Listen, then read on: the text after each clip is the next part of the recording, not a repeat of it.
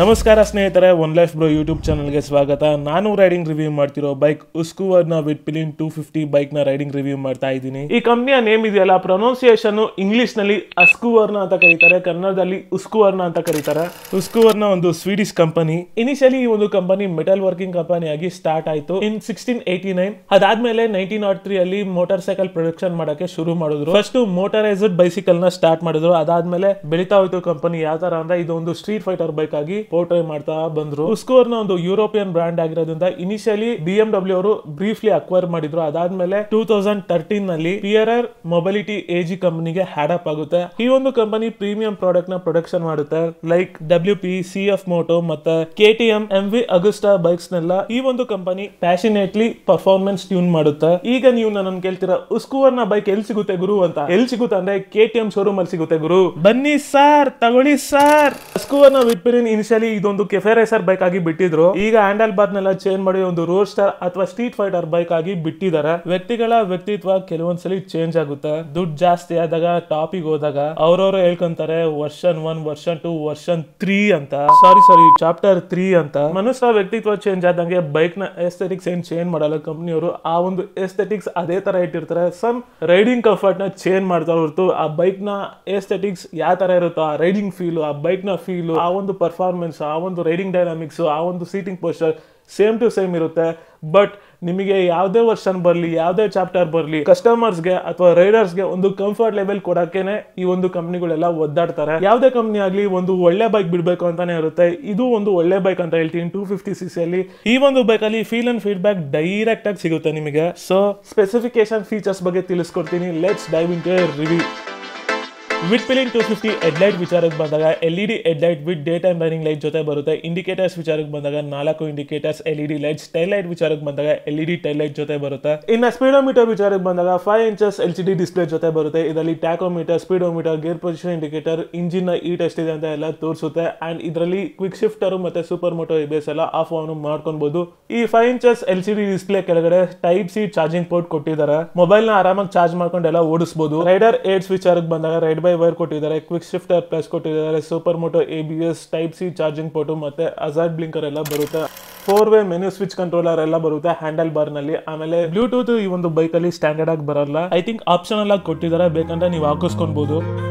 ವಿಟ್ಪಿಲಿನ್ 250 looks ವಿಚಾರಕ್ಕೆ ಬಂದಾಗ redesign, rework ಮಾಡಿದ್ದಾರೆ ಹಳೆ ಗಾಡಿಗೆ ಕಂಪೇರ್ ಮಾಡಿದಾಗ. ಫ್ಯೂಯಲ್ ಟ್ಯಾಂಕ್ ನ ಕವರು ಮತ್ತೆ ಸೈಡ್ ಪ್ಯಾನಲ್ ಒಂದೇ ಪೀಸ್ ಅಲ್ಲಿ ಬರುತ್ತೆ. ಅಂಡ್ ಆ ಸೈಡ್ ಪ್ಯಾನಲ್ ನಲ್ಲಿ ಯೆಲ್ಲೋ ಕಲರ್ ಲೈನ್ ಹಾಕಿದ್ದಾರೆ. ದೂರದಿಂದ ಸಾಕತ್ತಾಗಿ ಕಾಣುತ್ತೆ. 250 ಅಂತ ರಿಟರ್ನ್ ಮಾಡಿದ್ದಾರೆ.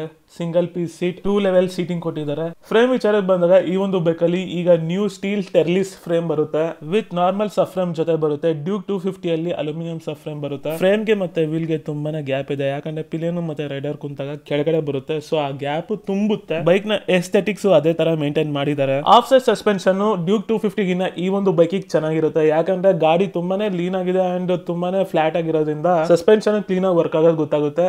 ಡ್ಯೂಕ್ 250 ಅಲ್ಲಿ ನಾವು ಟಕ್ಕಿನ್ ಆಗಿರ್ತೀವಿ, ಗೊತ್ತಾಗಲ್ಲ. ಈ ಒಂದು ಬೈಕ್ ಅಲ್ಲಿ ನಾವು ಟಕ್ಕಿನ್ ಆಗಿರಲ್ಲ, ಅದಕ್ಕೆ ಫೀಲ್ ಅಂಡ್ ಫೀಡ್ಬ್ಯಾಕ್ ಡೈರೆಕ್ಟ್ ಆಗಿ ನಮಗೆ ಗೊತ್ತಾಗುತ್ತೆ. ಇನ್ನು ಫ್ರೆಂಡ್ ಸಸ್ಪೆನ್ಷನ್ ವಿಚಾರಕ್ಕೆ ಬಂದಾಗ USD ಟೆಲಿಸ್ಕೋಪಿಕ್ ಸಸ್ಪೆನ್ಷನ್ ಜೊತೆ ಬರುತ್ತೆ. ಅಂಡ್ ಫ್ರೆಂಡ್ ನ ವೀಲ್ ವಿಚಾರಕ್ಕೆ ಬಂದಾಗ 17 inches tyre profile tubeless tyre alloy wheels ಜೊತೆ ಬರುತ್ತೆ. ಬ್ರೇಕಿಂಗ್ ವಿಚಾರಕ್ಕೆ ಬಂದಾಗ ಡ್ಯುಯಲ್ ಚಾನಲ್ ABS. ಈ ಒಂದು ಬೈಕ್ ಅಲ್ಲಿ ಈ ಮುಂದ್ಗಡೆ ಫೆಂಡರ್ ಇದೆಯಲ್ಲ ತುಂಬಾ ದೊಡ್ಡದಾಗಿ ಕೊಟ್ಟಿದ್ದಾರೆ.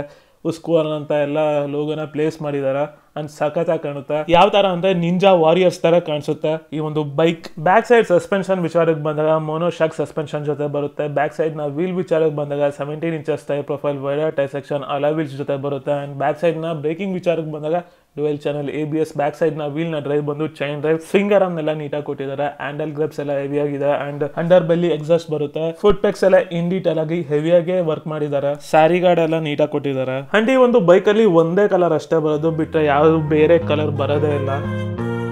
ವಿಟ್ಪಿಲಿನ್ 250 ಇಂಜಿನ್ ಸ್ಪೆಸಿಫಿಕೇಶನ್ ವಿಚಾರಕ್ಕೆ ಬಂದಾಗ 249cc single cylinder 4 stroke 4 valve liquid cool BS6 E20 fuel compatible with OBD2B ಜೊತೆ ಈ ಒಂದು ಬೈಕ್ ಬರುತ್ತೆ. ಈ ಒಂದು ಬೈಕ್ ನ ಇಂಜಿನ್ ನ ಹೆಸರು ಬಂದು LC4C ಅಂತ ಕರೀತಾರೆ.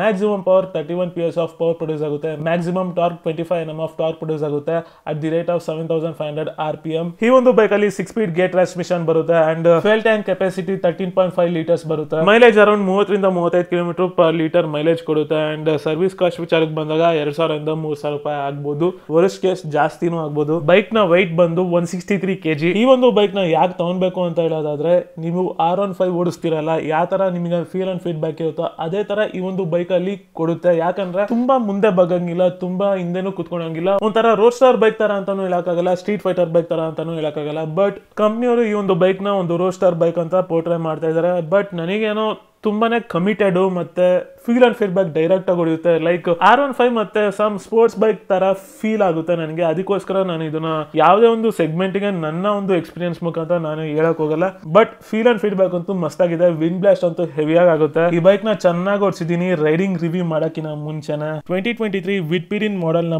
ಬೈಕ್ ನ ಲೆಂತ್ ಕಮ್ಮಿ ಇತ್ತು. ಈ ಒಂದು ಬೈಕ್ ನ ಲೆಂತ್ ತುಂಬಾನೇ ಜಾಸ್ತಿನೇ ಇದೆ ಹಳೆ ಮಾಡೆಲ್ ಗೆ ಕಂಪೇರ್ ಮಾಡಿದ್ರೆ. ಇನ್ನೇನ್ ಮಾಡೋಣ, let's go for a ride. Guys ಬನ್ನಿ, ಆಲ್ ನ್ಯೂ 2024 ಉಸ್ಕೂವರ್ನ ವಿಟ್ಪಿಲಿನ್ 250 ಬೈಕ್ನ ರೈಡಿಂಗ್ ಎಕ್ಸ್ಪೀರಿಯನ್ಸ್ ಮಾಡೋಣ. ದಿಸ್ ಇಸ್ ದಿ ಗಿ. Let's go for a ride. Gear to gear performance ಎಲ್ಲ ನೋಡೋಣ. ಗಾಡಿನ ಸ್ಟಾರ್ಟ್ ಮಾಡೋಣ.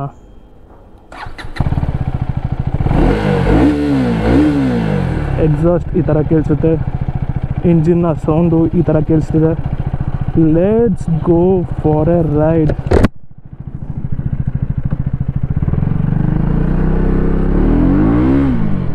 ವಾವ್,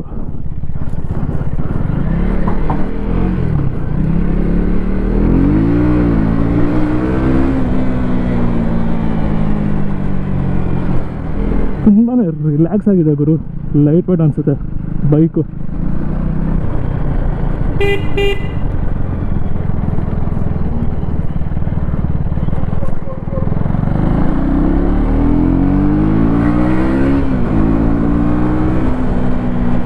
ವಾವ್,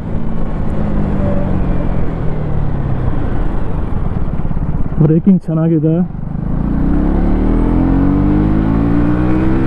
ನನ್ನ ವೇಟ್ ಬಂದು 90 kg. ಅಪ್ಪಲ್ಲಿ ಗಾಡಿ ಯಾವ ಥರ ಹೋಗ್ತಿದೆ ನೋಡಿ.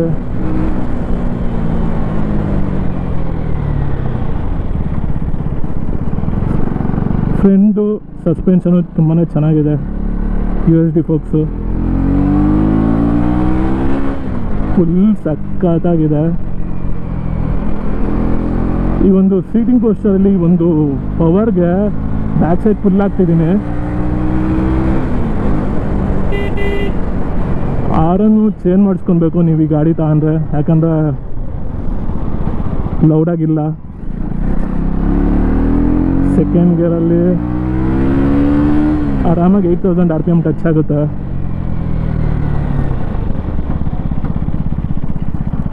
ಬ್ಯಾಕ್ ಸೈಡ್ ಸಸ್ಪೆನ್ಷನು ಒಂದು ಸ್ವಲ್ಪ ಸ್ಮೂತಾಗಿದೆ. ಬಟ್ ಹೈವೇಸಲ್ಲಿ ಯಾವ ಥರ ವರ್ಕ್ ಆಗುತ್ತೆ ಅಂತ ನೋಡೋಣ ಬನ್ನೀಗ.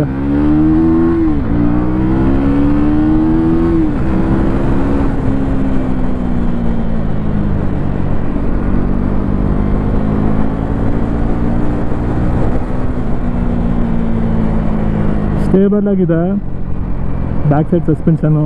ಬಿಕಾಸ್ ಆಫ್ ಸ್ವಿಂಗ್ ಆರ್ಮ್ ಇದೆಯಲ್ಲ, ಅದು ಹೊಸದಾಗೆ ಡಿಸೈನ್ ಮಾಡಿದ್ದಾರೆ, banana swing arm.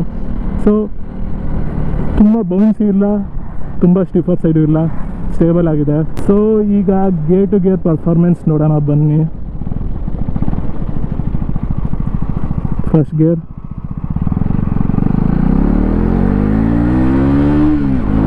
Second gear, third gear, fourth gear, fifth gear,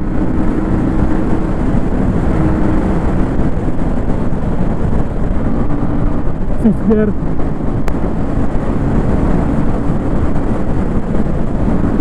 power ಅಂತೂ ಅಲ್ಟಿಮೇಟು. ವಿಂಡ್ ಬ್ಲಾಸ್ಟ್ ಅಂತೂ ಹೆವಿಯಾಗಿ ಆಗುತ್ತೆ. ಯೂ ಟರ್ನ್ ಯಾವ ಥರ ತಗೊಳ್ಬೋದು ಅಂತ ನೋಡೋಣ ಬನ್ನಿ. ಆರಾಮಾಗಿ ತಗೊಳ್ಬೋದು. ಸೆಕೆಂಡ್ ಗೇರಲ್ಲಿದ್ದೀನಿ.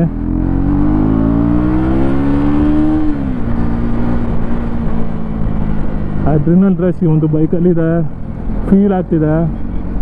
ವಿಂಡ್ ಬ್ಲಾಸ್ಟ್ ಅಂತೂ ಹೆವಿ, ಗಾಳಿ ಒಳಗೆ ಹೋಗ್ತಿದ್ದೀವನೋ ಅನಿಸ್ತಿದೆ. ಆ್ಯಕ್ಚುಲಿ ಇದು R15 ಥರ ಏನು ಓಡಿಸೋ ಅವಶ್ಯಕತೆ ಇಲ್ಲ, ಸ್ವಲ್ಪ ಸ್ಲ್ಯಾಂಟಾಗಿ ಬಗ್ಬೇಕು ಮುಂದಷ್ಟೇ.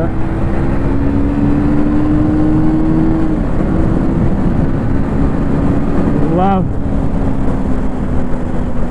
Super super super. ಲೈಕ್ ಇದು ಒಂದು 6000 RPM ಮೇಲೆ ಹೋದರೆ ಮಾತ್ರ ಈ ಒಂದು ಗಾಡಿಯ ಒಂದು ಪರ್ಫಾರ್ಮೆನ್ಸ್ ನಮ್ಗೆ ಗೊತ್ತಾಗೋದು.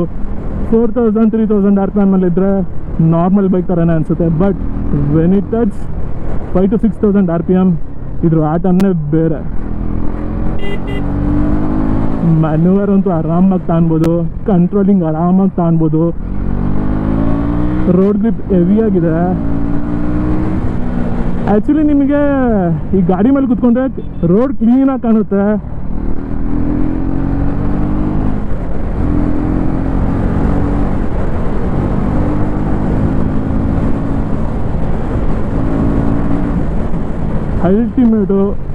ಅಲ್ಟಿಮೇಟು ಪವರಲ್ಲಿ. ಮತ್ತು ಈ ಸೀಟಿಂಗ್ ಪೋಸ್ಟರ್ ಇದೆಯಲ್ಲ, ಈ ಸೀಟಿಂಗ್ ಪೋಸ್ಟರ್ ನಮಗೆ ಒಂದು ಸ್ವಲ್ಪ ಏನು ಎಂಥೂಸಿಯಾಸ್ಟಿಕ್ ಕೊಡುತ್ತೆ.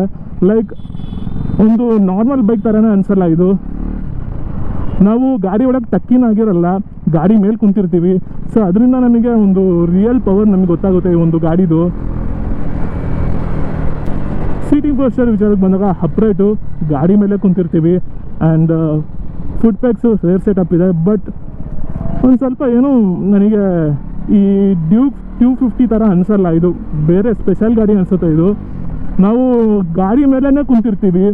ಸೊ ನಮಗೆ ವಿಸಿಬಿಲಿಟಿ ಮತ್ತು ಏನು ಕಾರ್ನರಿಂಗ್ ಮಾಡೋಕ್ಕೆ, ಮನ್ಯೂವರ್ ಮಾಡೋಕ್ಕೆ ಹೆವಿ ಕಾನ್ಫಿಡೆನ್ಸ್ ಕೊಡುತ್ತೆ. ಆ್ಯಂಡ್ ಮೊದಲು ಕೆಫೆ ರೇಸರ್ ಥರ ಈ ಒಂದು ಹ್ಯಾಂಡಲ್ ಬಾರ್ ಬರೋದು, ಈಗ ಸಿಂಗಲ್ ಪೀಸ್ ಹ್ಯಾಂಡಲ್ ಬಾರಲ್ಲಿ ಬರುತ್ತೆ. ಸೊ ಡಿಫ್ರೆನ್ಸು ತುಂಬಾ ಇದೆ ಹಳೆ ಒಂದು ವಿಟ್ ಪಿಲಿಯನ್ಗೂ ಈ ಒಂದು ವಿಟ್ ಪಿಲಿಯನ್ಗೂ.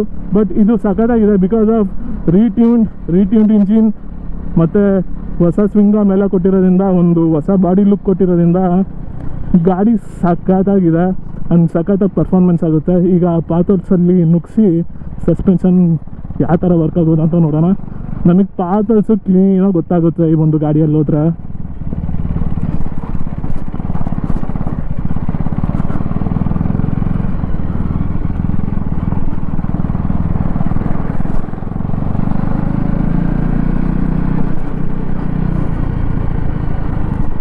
ನೋಡಿ ಈಗ 2000-3000 RPM ಅಲ್ಲಿ ಹೋಗ್ತಿದ್ದೀನಿ. ಒಂದು ನಾರ್ಮಲ್ ಬೈಕು ಅದೇ ಒಂದು ಅಜ್ಜಿ 6000 RPM ಮೇಲೆ ಹೋದರೆ ಇದು ಕಥೆನೇ ಬೇರೆ. ಸಸ್ಪೆನ್ಷನ್ ಎಲ್ಲ ಸ್ಮೂತಾಗಿದೆ. ಇದು ಹೋಗೋದು ಬರೋದು ಒಂದೇ ರೋಡು. ಸೊ ಯೂ ಟರ್ನ್ ಯಾವ ಥರ ತಗೊಳ್ಬೋದು ಅಂತ ನೋಡೋಣ ಬನ್ನಿ. ಗಾಡಿ ಚಿಕ್ಕದಾಗಿರೋದ್ರಿಂದ ಆರಾಮಾಗೆ ಯೂ ಟರ್ನ್ ತಗೊಳ್ಬೋದು. ಸೀಟಿಂಗ್ ಪೋಸ್ಟರೇ ಡಿಫ್ರೆಂಟಾಗಿರೋದು. ಲೈಕ್ R15 ಥರ ಮುಂದೆ ಬಗ್ಗಿ ಓಡಿಸೋ ಅವಶ್ಯಕತೆಯೂ ಇಲ್ಲ. ಅದೊಂದು ಕೆಫೆ ರೇಸರ್ ಬೈಕ್ ಥರನೂ ಓಡಿಸೋ ಅವಶ್ಯಕತೆ ಇಲ್ಲ. ಒಂದು ಸ್ವಲ್ಪ ಏನೋ ನಾರ್ಮಲ್ ಡ್ಯೂಕ್ 250 ಓಡಿಸ್ತಿರಲ್ಲ, ಅದಕ್ಕೆ ಒಂದು ಚೂರು ಮುಂದೆ ಬಗ್ಬೇಕು ಅಷ್ಟೇ. ಬಿಟ್ಟರೆ ನೀವು ಈ ಗಾಡಿ ಮೇಲೆ ಕುಂತಿದ್ದೀರೋ ಅನ್ನೋ ಫೀಲ್ ಬರುತ್ತೆ, ಟಕ್ಕಿನ್ ಆಗಿರಲ್ಲ. ಸೊ ನಿಮಗೆ ಹೈವೇಸಲ್ಲಿ ಹೇಳ್ತೀನಿ ಪಕ್ಕ ವಿಂಡು ನಿಮ್ಮ ಬಾಡಿಗೆಲ್ಲ ಹೊಡೆಯುತ್ತೆ, ಕಾಲಿಗೆ ಹೊಡೆಯುತ್ತೆ, ಎಲ್ಲಿಗೆ ಬೇಕೋ ಅಲ್ಲಿಗೆ ಹೊಡೆಯುತ್ತೆ. ಚೆಸ್ಟಿಗೂ ಮತ್ತು ಹ್ಯಾಂಡಲ್ ಬಾರ್ಗೂ ತುಂಬಾ ಹತ್ರನೇ ಇದೆ. ಬಟ್ ಒಂದು ಹೈವೇ ಕ್ರೂಸರ್ ಬೈಕ್ ಅಂತ ಹೇಳ್ಬೋದು. ಸಿಟಿ ಲಿಮಿಟ್ಸಲ್ಲಿ ಅಡ್ಡಾಡ್ಬೋದು. ಯಾಕಂದರೆ ಚಿಕ್ಕದಾಗಿರೋದ್ರಿಂದ ನನಗೆ ಈ ಟ್ಯಾಂಕ್ ಡಿಸೈನ್ ಇದೆಲ್ಲ ಸಖತ್ತಾಗಿದೆ. ಕಾರ್ನರಿಂಗ್ ಎಲ್ಲ ಆರಾಮಾಗಿ ಮಾಡ್ಬೋದು ಗುರು, ಭಯನೇ ಇಲ್ಲ ಈ ಒಂದು ಬೈಕಲ್ಲಿ. ಡ್ಯೂಕ್ 200, ಡ್ಯೂಕ್ 250, ಡ್ಯೂಕ್ 390 ಓಡಿಸ್ಬೇಕಾರೆ ನೀವು ಗಾಡಿ ಓಡಿಸ್ತಿದ್ದೀರೋ ಅನ್ನೋ ಫೀಲಿಂಗ್ ಬರುತ್ತೆ. ಆದರೆ ಈ ಒಂದು ಬೈಕಲ್ಲಿ ನೀವೇ ಬೈಕ್ ಅಂದ್ಕೊತೀರಾ. ಯಾಕಂದರೆ ಈ ಗಾಡಿ ಮೇಲೆ ಕ್ಲೀನಾಗಿ ಕುಂತಿದ್ದೀರಾ, ಕೌಚ್ ಆಗಿದ್ದೀರಾ, ಟೈಸು ಕ್ಲೀನಾಗಿ ಅಗ್ಗಾಗಿರುತ್ತೆ. ಸೊ ನೀವೇನಾರ ಕಾರ್ನರಿಂಗ್ ಮಾಡಿದ್ರೆ ಅಥವಾ ಈ ಥರ ರೈಡಿಂಗ್ ಲೈನ್ ಚೇಂಜ್ ಮಾಡಿಕೊಂಡ್ರೆ ನೀವೇ ಸೈಡಿಗೆ ಹೋಗ್ತಿದ್ದೀರ ಅನ್ನೋ ಫೀಲ್ ಬರುತ್ತೆ. ಲೈಕ್ ಗಾಡಿ ಸೈಡಿಗೆ ಹೋಗ್ತಿಲ್ಲ ಅನ್ಕೊಳಲ್ಲ, ನೀವೇ ಸೈಡಿಗೆ ಹೋಗ್ತಿದ್ದೀರಾ ಅಂತ ಫೀಲ್ ಬರುತ್ತೆ. ಸೊ ನಾವು ಈ ಗಾಡಿ ಮೇಲೆ ಕೂತ್ಕೊಂಡ್ರೆ ನಾವೇ ಗಾಡಿ ಅಂದ್ಕೊಳ್ಬೇಕು, ನಾವೇ ಉಸ್ಕುವರ್ನ ವಿಟ್ಪಿಲನ್ ಅಂದ್ಕೊಳ್ಬೇಕು. ಡ್ಯೂಕ್ 250 ಥರ ನಾವು ಗಾಡಿ ಓಡಿಸ್ತಿದ್ದೀವಿ ಅಂತ ಫೀಲ್ ಬರಲ್ಲ, ನಾವೇ ಗಾಡಿ ಅಂದ್ಕೊತೀವಿ. ಸೊ ಆ ಥರ ಫೀಲ್ ಕೊಡುತ್ತೆ. ಫೀಲ್ ಆ್ಯಂಡ್ ಫೀಡ್ಬ್ಯಾಕು ಹೆವಿಯಾಗಿದೆ. ಸಿಟಿಯಲ್ಲಿ ಯಾವ ಥರ ಪರ್ಫಾರ್ಮೆನ್ಸ್ ಆಗುತ್ತೆ ಅಂತ ನೋಡೋಣ ಬನ್ನಿ. ಗಾಡಿ ಚಿಕ್ಕದಾಗಿದೆ, ಆರಾಮಾಗೆ ಏನೋ ಟ್ಯಾಕಲ್ ಮಾಡ್ಕೊಂಡು ಹೋಗ್ಬೋದು. ಮಿರರ್ಸು ಚೆನ್ನಾಗಿದ್ದಾವೆ.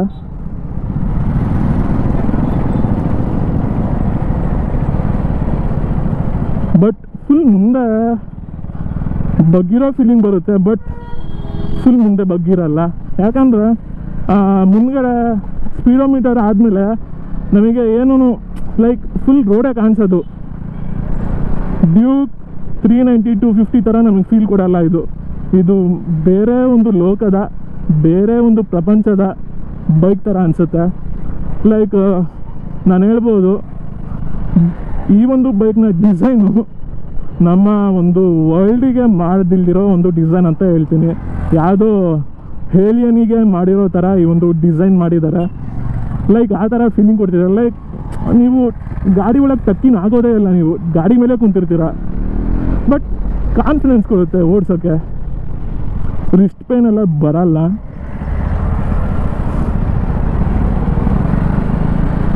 ಆ್ಯಕ್ಚುಲಿ ಈ ಗಾಡಿನ ಅಂಕಲ್ಲು, ಆಂಟೀಸು, ಹುಡುಗರು, ಹುಡುಗಿರು ಯಾರು ಬೇಕಾದ್ರೂ ಓಡಿಸ್ಬೋದು.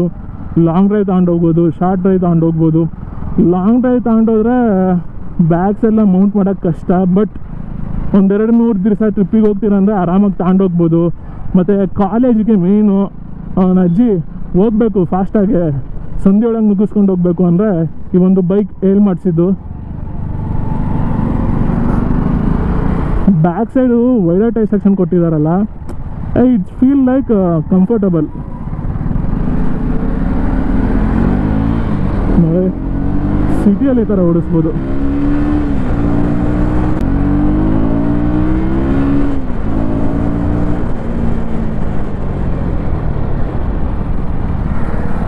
ಹೆವಿ ಬ್ರೇಕಿಂಗ್ ಮಾಡಿದೆ. ಸೊ ಈ ಥರ ಬ್ರೇಕಿಂಗು ಡ್ಯೂಕ್ 200 ಮತ್ತು ಡ್ಯೂಕ್ 250 ಮಾಡಿದ್ರೆ ಅಲ್ಲಿಗೆ ಒಂಚೂರು ನೋವಾಗುತ್ತೆ. ಇದರಲ್ಲಿ ನೋವಾಗಲ್ಲ, ಏನೂ ಆಗಲ್ಲ. ಯಾಕಂದರೆ ರ್ಯಾಲಿ ಬೈಕ್ಸ್ ಥರ ಸೀಟು ಮುಂದಕ್ಕೆ ಪ್ರೊಜೆಕ್ಟ್ ಆಗಿದೆ. ಸೊ ನಮಗೆ ಅದಕ್ಕೆ ನಮಗೆ ನೋವಾಗಲ್ಲ. ಕ್ಲೀನಾಗೆ ಏನು ಕುಷನಿಂಗ್ ಮಾಡಿರೋದ್ರಿಂದ ನಮಗೆ ಏನು ಪ್ರಾಬ್ಲಮ್ ಆಗಲ್ಲ. ವೀಲಿಂಗ್ ಎತ್ತು ಗುರು.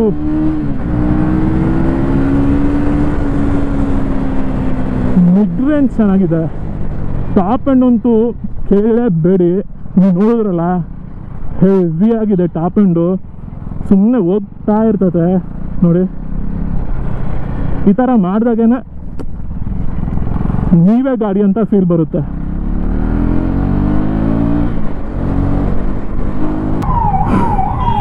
ನನ್ನ ಒಂದು ಕಾಲು ಫ್ಲ್ಯಾಟ್ ಫುಟ್ ಆಗಿದೆ. ನನ್ನ ಹೈಟ್ ಬಂದು 5.7. ಆ್ಯಂಡ್ ಟ್ರಾಫಿಕಲ್ಲಿ ಯಾವ ಥರ ಪರ್ಫಾರ್ಮೆನ್ಸ್ ಆಗುತ್ತೆ ಅಂತ ನೋಡೋಣ ಬನ್ನಿ. ಗ್ಲೈಡಿಂಗ್ ಆರಾಮಾಗಿ ಹೋಗುತ್ತೆ ಗುರು.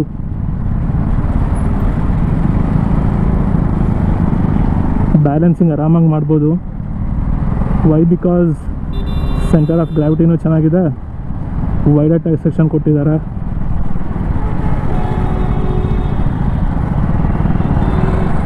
ಈ ಥರ ಎಲ್ಲ ಆದರೆ ಗಾಡಿ ಆರಾಮಾಗಿ ಬ್ಯಾಲೆನ್ಸಿಂಗ್ ಮಾಡ್ಬೋದು.